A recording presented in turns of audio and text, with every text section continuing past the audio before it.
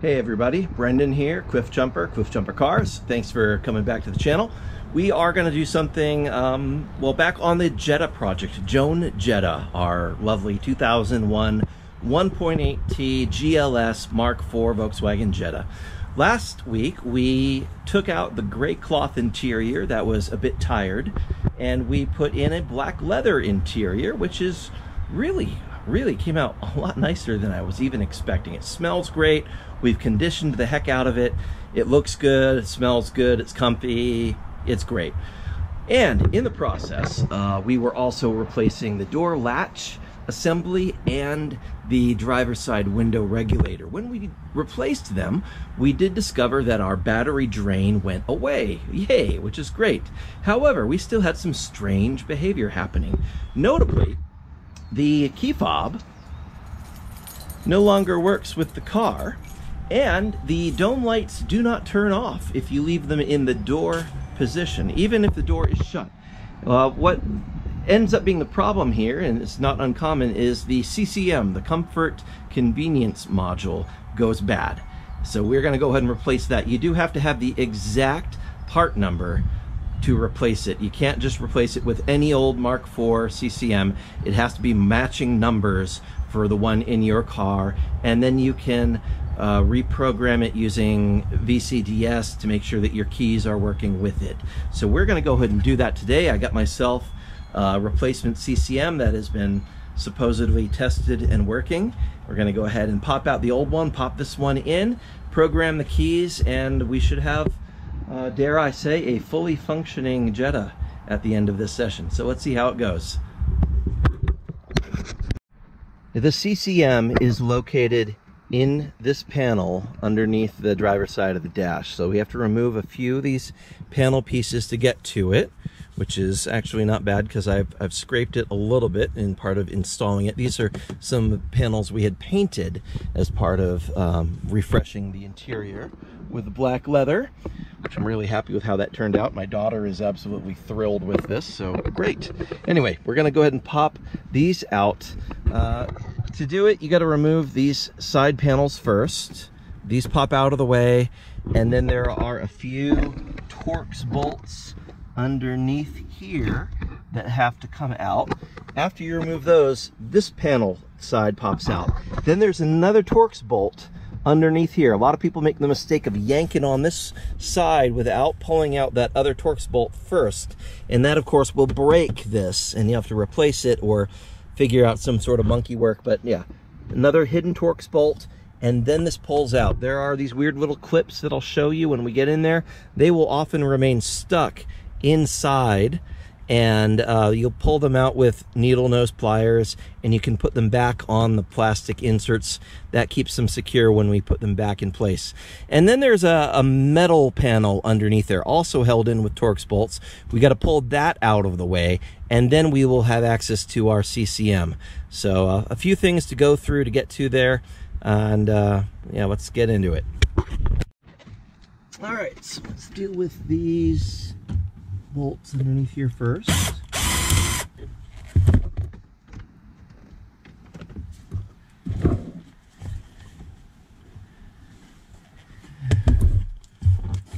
Just slide my seat back out of the way a little bit. There we go. Help me get some room.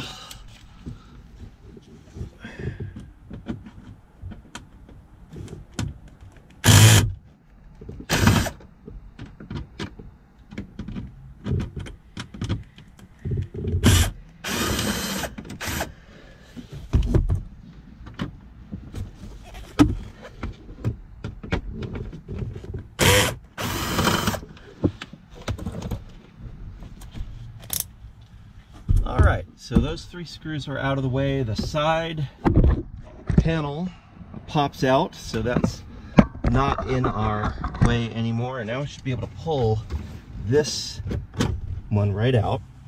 And right here are these clips that I was talking about that you need to be able to grab with needle nose pliers or pinch with your fingers, but the needle nose pliers will be better because they don't really want to come out. And when you pull them out, then they will go just insert right back onto these parts of the the panel so you can slide it back in and clip it back in place later. So just take the needle nose, they pop right out, and we'll save those for later. And now we have this Torx bolt that was previously hidden. So that's going to come out, and we should be able to grab this panel and pull it straight out. And it looks like the clips actually stayed on the back of this panel, so we don't have to worry about them. So that's good. I'm going to set this off to the side, and we'll come back to that later. Now we have this metal panel that's going to come off. So there's a bunch of Torx bolts here. If I recall, that's a slightly bigger Torx. Most of these are T20s, I want to say, and I think this one's a T30. Oh, well, maybe not. Maybe it's just the same and I forgot. I don't know. But this bit seems to work. So we'll just go ahead and pop those out.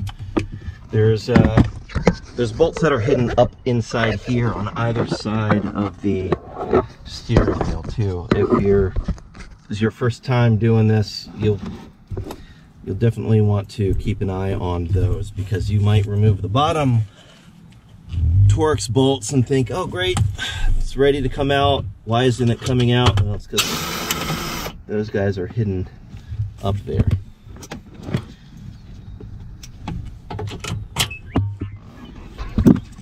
And R2D2 wants to know what I'm up to. I'll check that in a minute.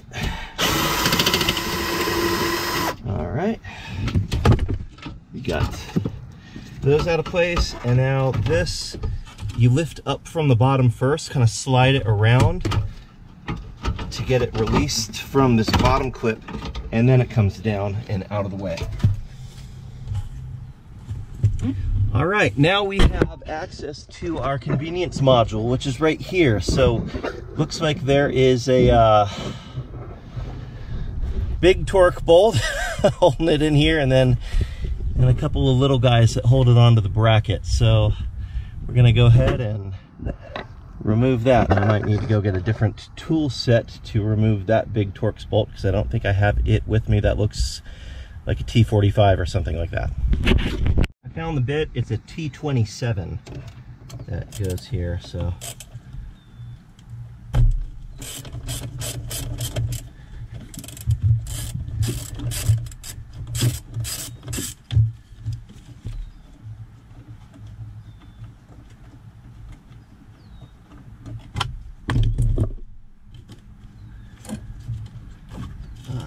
and now with that Torx bolt out of the way, this whole assembly can slide free, and then we can unclip these.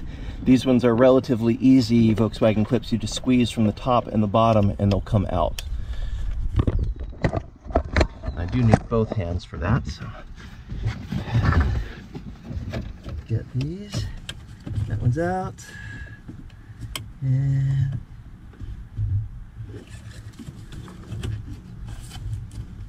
come on out. Come on out. It's stuck. Of course it's stuck, because, you know, Volkswagen.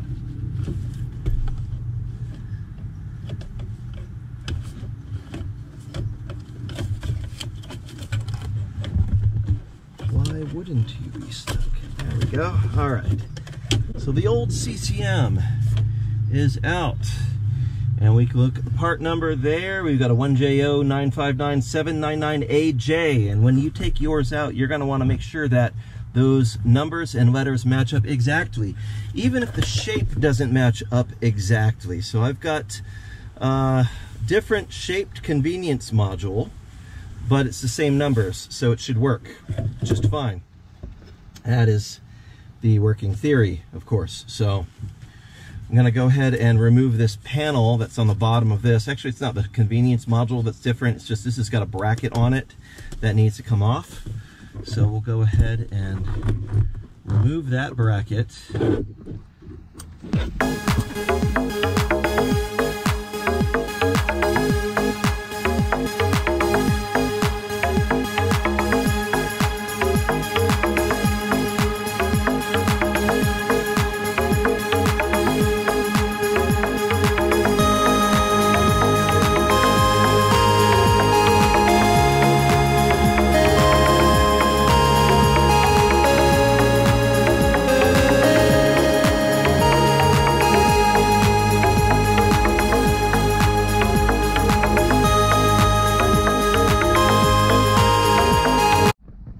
So we're going to use the VCDS method of programming the key fobs. Yes, there is a very easy way you can program the key fobs, which is just putting one in the ignition and one in the door and doing a particular sequence. We're doing this because the previous CCM did not communicate, it was broken, and I want to verify function of this CCM. So we are going to go ahead and check this with VCDS. So I've got it in the one key in the ignition. Go ahead and hit select module if you're doing it like this. Apologize for the glare on the screen here. We go to comfort and convenience, and we're going to go down to, where is it here? Central convenience. 46. All right, so it's going to read the module that's in there. Theoretically, there it goes. All right, it's seeing my module. Fantastic. All right, now we're going to go down to adaptation over here, number 10.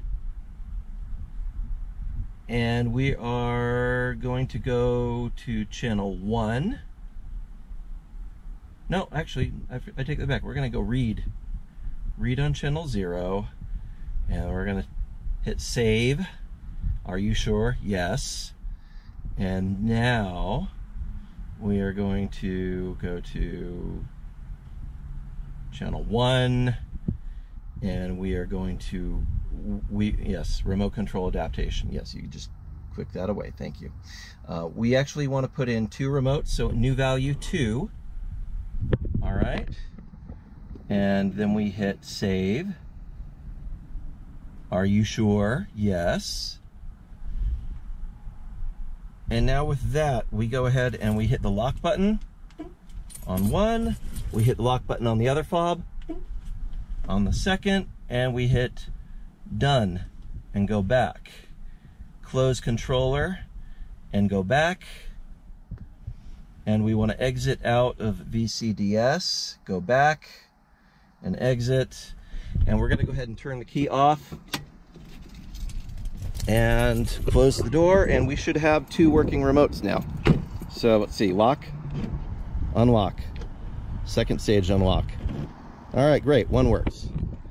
The other one, lock, unlock, second stage unlock.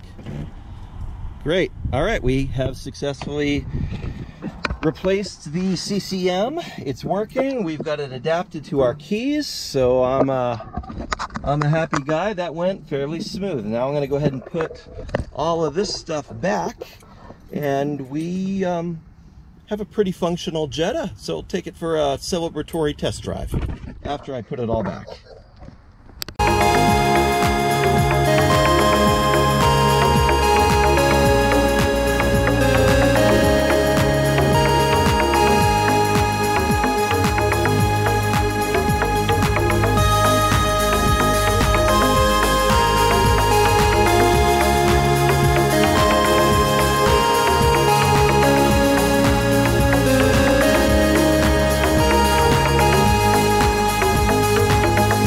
Alright, so I've got the multimeter hooked up here, and let's see if you can see this.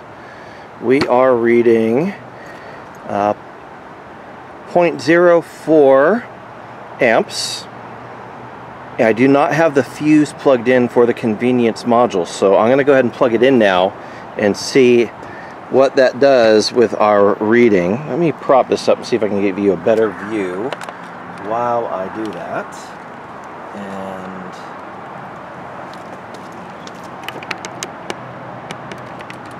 let's zoom in here. And I think I just lost connection to the battery completely. Yes I did. So that's clamped in again. Got 0.04. I'm going to put in the fuse, and let's see if our drain has gone away.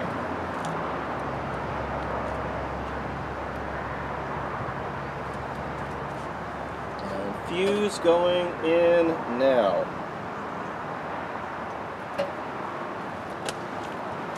Let's see.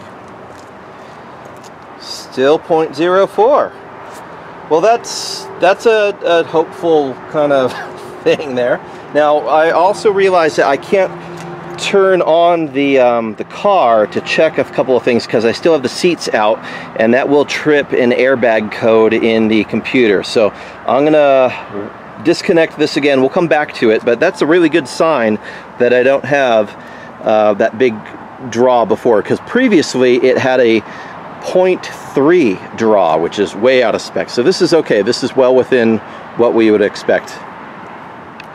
All right, so Joan Jetta is successfully running and everything appears to be working, but what would a vehicle with 228,000 miles be if it didn't have some sort of fluid leaking from underneath it? And look!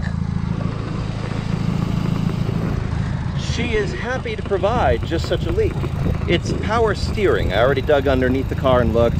It looks like maybe just a hose clamp is loose, but we're gonna go ahead and check the power steering fluid as long as we're here, just to see what's going on. And if you didn't know, this little notch right here is perfect size for your key, and you can just unlatch that here.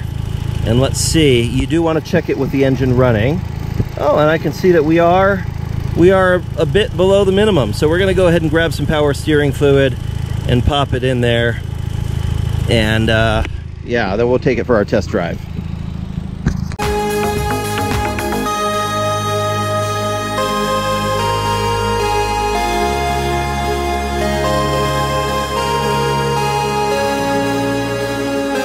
Alright, so test drive in Joan Jetta. She hasn't been on the road in a while, so central locking actually locked the doors automatically. Great, that's kind of a good sign that things are working the way that they ought to. At this point my microphone ran out of batteries, but I kept talking for a full 5 minutes without knowing that it was only recording video with no audio. So sometimes that happens, them's the breaks.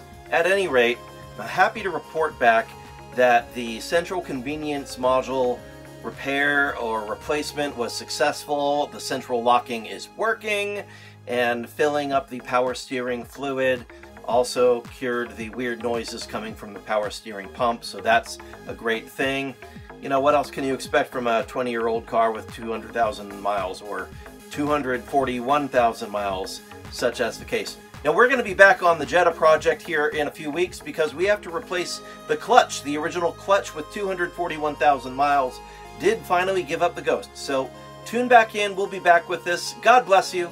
Thanks for hitting like, subscribe, and share, and we will see you next time. Bye-bye.